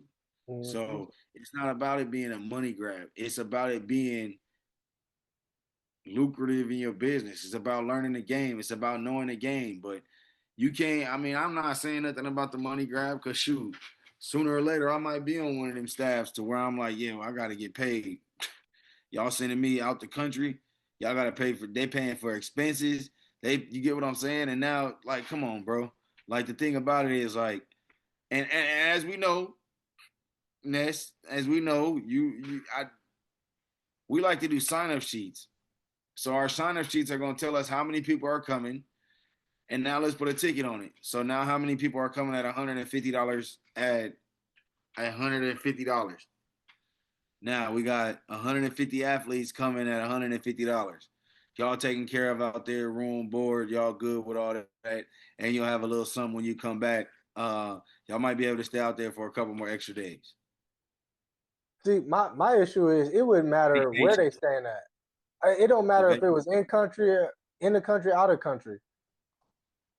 It don't matter even if you charge. The thing is, you're not evaluating guys off the gym floor. You're not. So why even? That's my issue. I'm not. I could care. Like, yeah. For me, you as an organization, you like that's. I didn't even pay attention because I thought it was just a workout, bro. I just see UFL sign, so I'm thinking he's working out before the workout.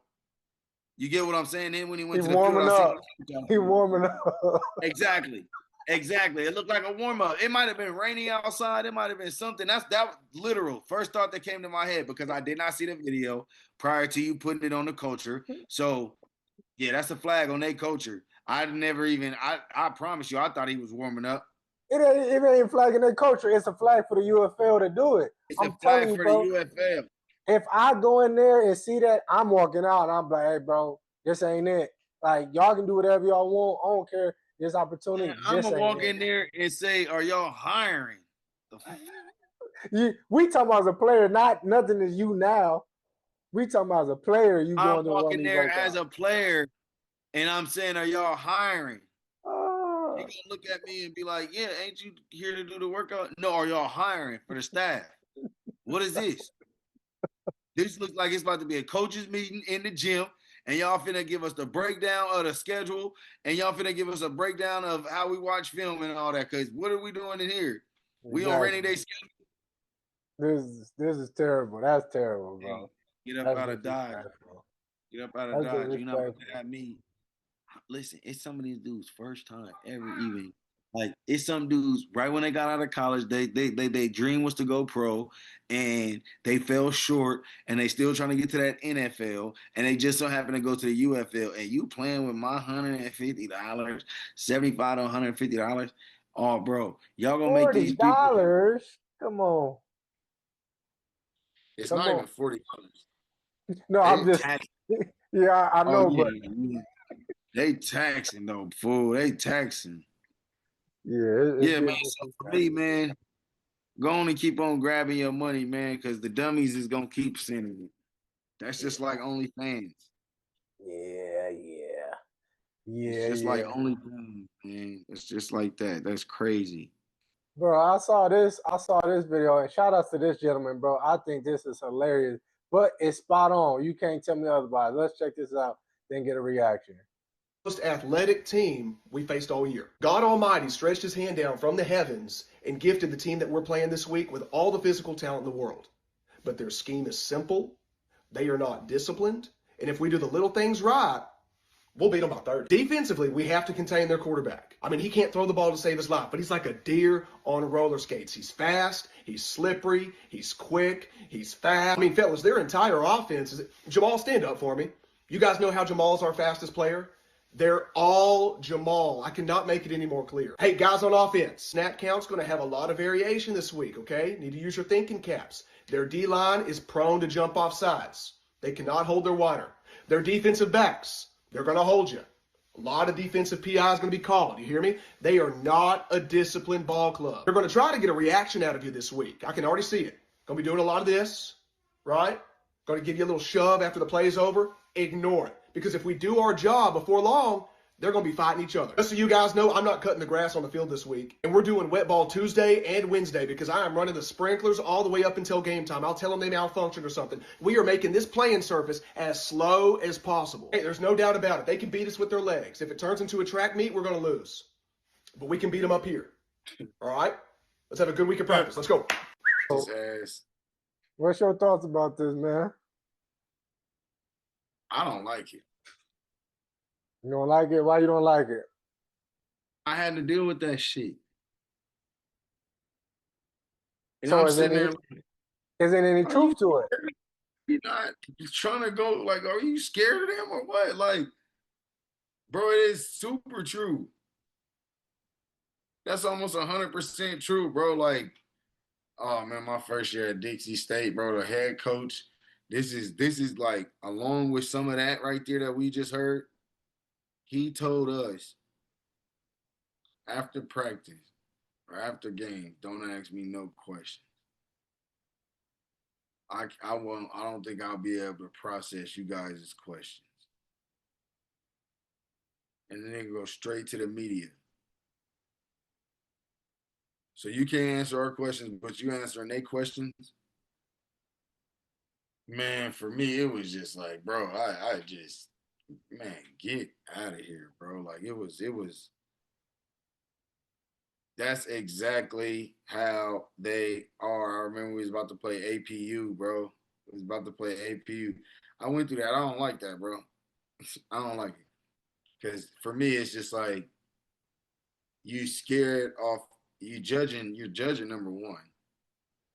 And you think all black people are good.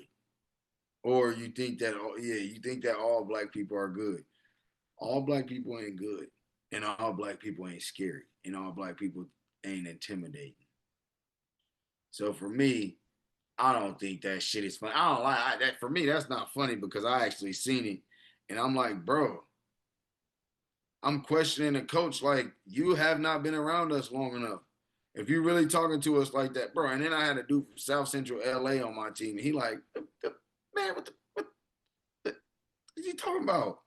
I'm like, yeah, bro. But just imagine the guys that's scared. What's gonna be the reminder through the game when the team blowing us out? I told you guys to stay focused, man. I told y'all they was fast. I told y'all they was, man, I'm not about to be hearing that all game. Get out of here. Yeah, I don't like that. My bad. I don't like that stuff, bro. So I think it's funny. I think it's funny because I seen it. That's how they think about us, coaches. And then I've been on it because I've been at a predominantly not black school, right? And that's what, as coaches, we play in a predominantly black school. That's what, we preaching to the kids. And I don't think it has anything to do with the kids. Like, my thought went to the coaches. Straight out. Because a coach, I'm talking about the coach of the predominant black team. No, it had nothing to do with fear because they said they was going to beat them.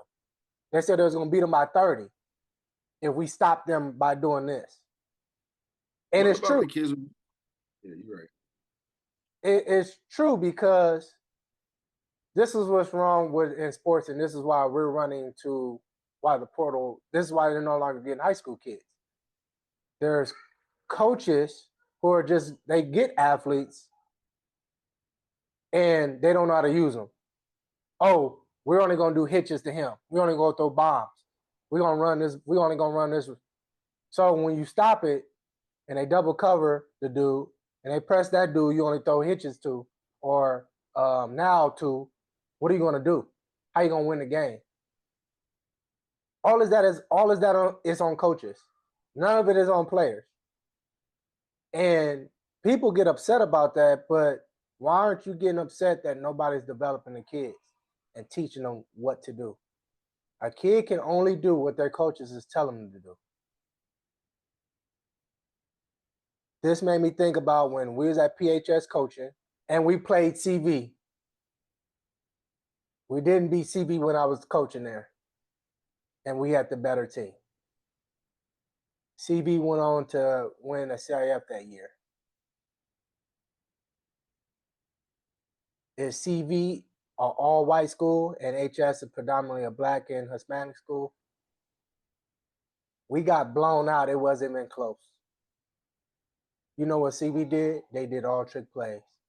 You know what? When it was fourth down or third and short, all they did was do exactly what that coach said. they did on 3. Fake snap, hike. Each time jumped off sides. You know what? We was fighting, and we getting blown out. Everything everybody's saying, they saying is funny, but it all falls on coaching. And the crazy thing about it, though, I'm out here in China. They talking about the same thing. Oh, we just gonna let our athletes outbeat them or out athletic them. You're not doing the kid any justice by doing that. They don't learn anything. And this is what's wrong with society. This is why the transfer portal, this is why high school kids are not getting picked up, because you're not developing the kids. We can get upset all about it. Yes, it is true. But this is why I'm not even talking about just blacks. That's why a lot of kids aren't going the D1 route anymore, because we have no coaches coaching anybody up. And this is happening in college, straight up, real talk. This is why HBCU, if they played a power team, they getting popped too as well. So I saw it a little differently. I was on both ends as a coach and a player. So that's why it was funny to me, because he telling no lie, absolutely, at all. Not one bit. not one bit. Oh my goodness. That's too funny. That's too funny. I didn't even go at like what he was saying. I just don't like the fact, like you said, I don't like the energy you're giving to the kids as a coach. So I was coming at it from a perspective like, what you talking to us like this? We supposed to run through a wall for you. What happened to that mentality? Now you sitting there getting up to the wall, backing up. But the thing is, he was talking about winning the whole time. It was nothing about we gonna lose. Hey, that's all within your mentality. So, like, that's what I was telling you. He catches the ball. Like, look, this goes back to how we started off the conversation. He keeps catching the ball on you. How the hell are you gonna keep encouraging him? Scoot up. Now he's taking you up top. Back up. Now you beating you. No. I think you misinterpreted what he was saying. He was saying we're gonna use our mental capacity to win this game. We're not gonna rely on physical. That's what he's talking about. Not relying on physical, but you're physically going to get beat straight out. No. They gonna use scheme. That's the thing. You're playing no man against these guys. Exactly. Yeah, we just gonna double cover this dude and stop the. He said the quarterback cannot throw. He said we're gonna let him throw the ball. We're gonna glitch them. He said we're gonna let him throw the ball. He said, but the quarterback is fast. He not saying anything about we're afraid of this team, and we play this style of football against them, we're gonna beat them. That's what he's saying. But look, he said with the mentality of what I'm saying is, so what I'm saying is, like, you know, the guys that start off the game with the butterflies. Mm-hmm. Yes, I understand you're overcoming a negative with a positive, but still, what about those guys who not getting over those? Like, that's now like, damn, they said they were good. Like, now he's too much in it. For me, like I said, Coach, I don't even think you should even mimic anything like that. I don't think you should talk to the kids like that, because for me, it sends a different wave of energy.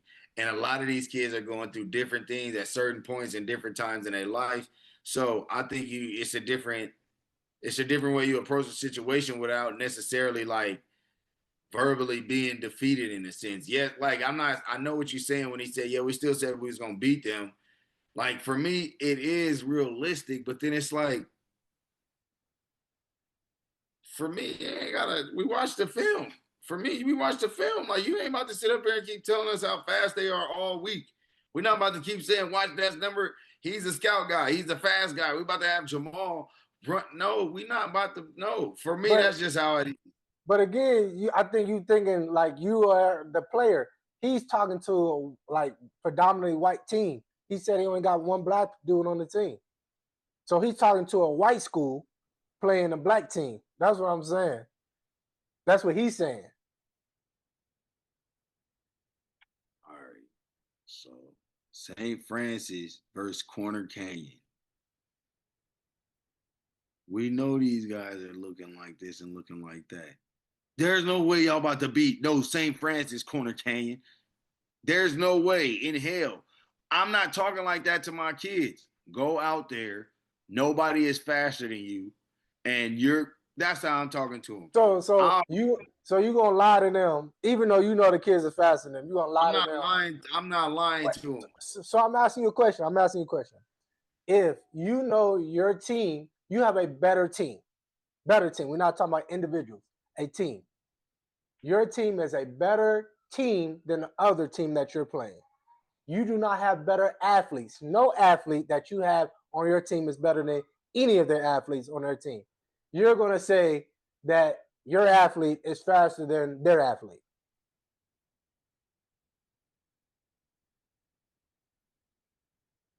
This how I'm going to make my athlete feel like he's faster than him.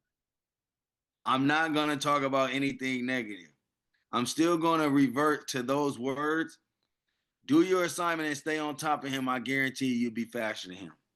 That's my way of like saying it to where I'm not about to say they faster than us, but we got to. No, I'm not about to say you do your job and you do your assignment. They're not faster than us. But you make. I'm not saying it. So that's just me. So let's just talk about strategic wise. If I know, let's just say I know a receiver is fast in my corner. Why would I need to tell him to be on top? You don't need to worry about being on top. There's going to be it don't matter if you're playing against a school that has all. They're going to say, listen, everybody stay back. We just said who you're playing against. No, he already said the quarterback cannot throw the ball. I'm not worried about that. That's what I'm saying.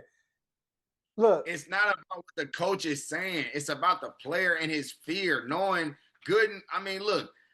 That's what I'm saying. It was no fear. I'm in the all right. Well, if it's not, then it's not. I'm in the middle though, because I'm like, look, I'm in an area where it's predominantly like that of what he was saying, and I've seen him play against a team where not even a substitute player was white, not even a substitute player was a different color, and they got demolished. So I'm not about to go into the game with me being like I said, Corner Kane or a school like that going against the St. Francis. Bro, you do your assignment, you're gonna look faster than him. You're gonna look faster than him. I ain't nowhere near saying you faster than that kid who never wore shoes in his life. I'm not saying that. I'm not saying that you know. What I'm saying is do your assignment. As slow as everybody be calling you, I guarantee you do your assignment and you lock in and play the right football. You'll look faster than him, or you'll look like you fast. Gotcha. That's just for me. Like that's just how I'm gonna say it. Like you're not about to I'm not about to tell you they're faster than you. Make sure you do yours. No, I'm not gonna say that. I'm not gonna like give them that crazy mindset either. Like nobody's faster than you, but I'm also letting them know if you do your job, ain't nobody gonna beat you. Yeah. I just like we said multiple times, regardless high school, youth, college, pro, everybody got to do a better job of coaching. Everybody got to do a better job of developing because they losing. We got to stop calling them coaches because they just taking this coaching name and they thinking that development is within. No, we got to be more developers. We got to develop these kids into being full, like whatever they want to do. Like not even just full football players, full human beings. Yep, you're right. And you remember we talked about it. How everybody can do that though. Sure, there's some coaches still can't even count, so we ain't gonna get into that. They football players at the end of the day too. Yeah, bro. But man, any other topics that's on your mind or anything like that you want to share? I'm all good for tonight. Okay, bet, man. Well, that's a wrap, man, for the flag on the culture for this one. Flag on the culture, man. Thank y'all, man. That's a wrap, man. We coming back at y'all. Man, y'all stay tuned for our next upload, man. Y'all go to our page and follow our page. Subscribe to our page. Subscribe, man. Follow. You feel me? Do what y'all need to do, man. Share. Continue to spread the message. Yeah, but we Follow us on YouTube, World Elite Sports. Follow our page if y'all want to see some reels, if y'all want to see some shorts, or if y'all want to see some full-length videos. Man, we got some heat dropping. We got the new John Muir head coach video coming soon. Matt Villasenor. Man, we just want to give a shout out to John Muir for, moving in the right direction, man. All our Pasadena people, man. But flag on the culture. That's it for tonight. Thank y'all for tuning in. Love, man. Talk to y'all. All right, man. All right.